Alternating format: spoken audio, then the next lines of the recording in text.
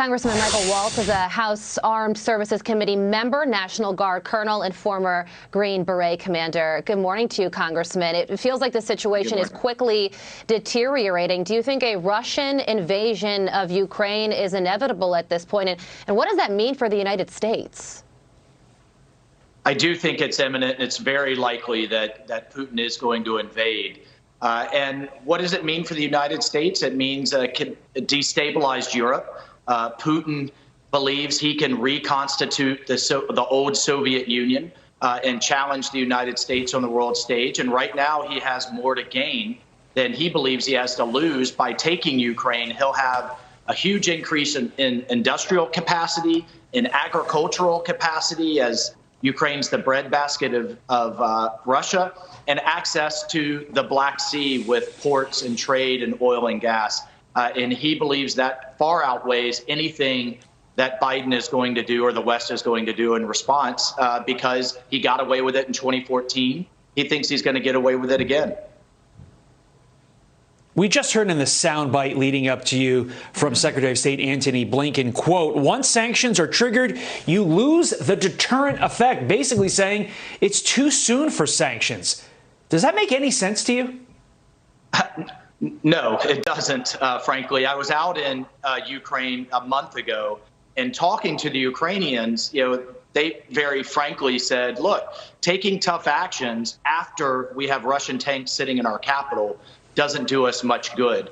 We should have been doing things all along up front to challenge and change Putin's calculus. Sanctions now, more lethal aid now, and the types of lethal aid. The thing they most fear are surface-to-air missiles and anti-ship missiles. The Ukrainians have been asking for them for months. We should have already provided them. And also, the president needs to make very clear that we will continue to resource, not U.S. troops, but some military aid and supplies to an ongoing Ukrainian resistance. Look, Putin thinks he can do this easily and quickly.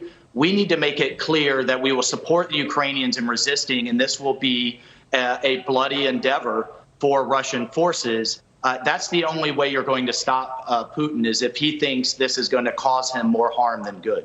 Yeah, and let's talk about Germany for a minute, because Germany is heavily dependent on Russia for its energy. Will they stand in the way of maximum sanctions against Russia? And also, what does that mean when you talk about U.S. energy independence? Well, that's a great point. And I want Americans to understand that Biden's failed energy policies are directly leading to instability around the world. When Biden shuts down American pipelines, American drilling, puts regulation on our fracking and moves us away from energy independence, he's moving the world towards Russian oil and gas. And then you add on top of that green lighting the Russian pipeline, which, by the way, moves the dirtiest form of gas in the world. So the environmental argument doesn't even weigh in. Every time that price of oil goes up, you see Putin getting richer and getting more aggressive. And the same thing with Iran.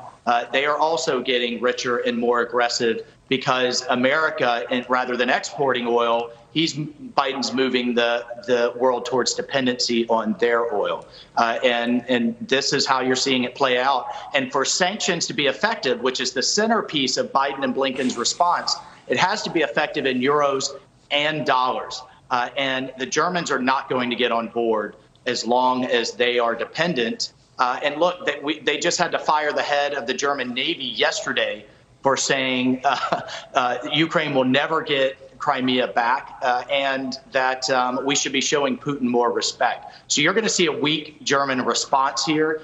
Putin knows it. And again, that's why he knows he can get away with it. Yeah. And also former Secretary of State Mike Pompeo basically saying, look, Russia does not see Joe Biden as credible. All this figuring into the calculus, putting on the path that we are currently on. Congressman Michael Waltz, we appreciate you coming on, giving us some insight on these crucial geopolitical issues we are facing right now. Thank you, sir. Okay. Thank you, Congressman. Thank you, guys.